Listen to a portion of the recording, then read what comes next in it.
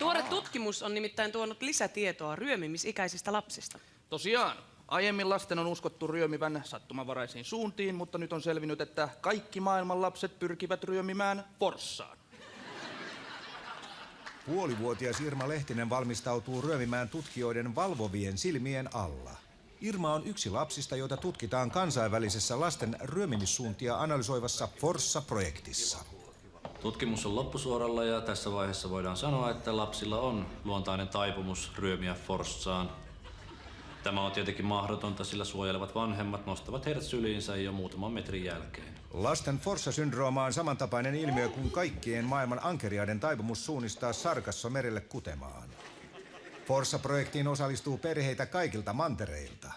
7-kuinen Adam Henderson kuuluu testiryhmään Teksasissa. What the fuck, Adam? What the fuck? Oh my god.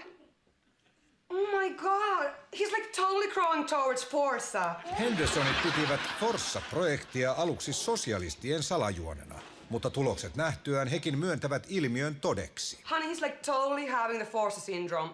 I'm like so sure. He's I'm like so totally fucking surprised. Myös projektiin osallistunut amerikkalaistutkija on yllättynyt lasten halusta ryömiä Forssaan. This is extremely interesting.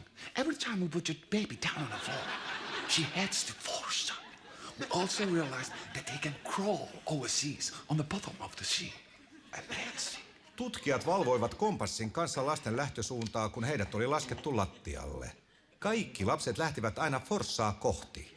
Sama toistui, jos lapsi vietiin toiseen huoneeseen tai kokonaan eri kaupungissa sijaitsevaan taloon.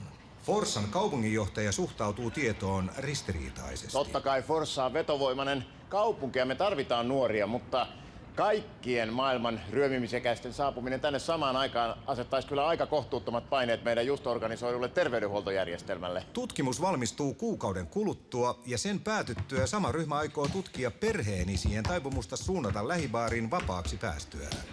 Sillä aikaa teksasilainen Adam-poika jatkaa sitkeitä yrityksiään päästä Forssaan. Ylihuolehtiva isä taitaa kuitenkin estää ne pyrkimykset Adamilta. barbecue. You cannot like just like start crawling to Forza.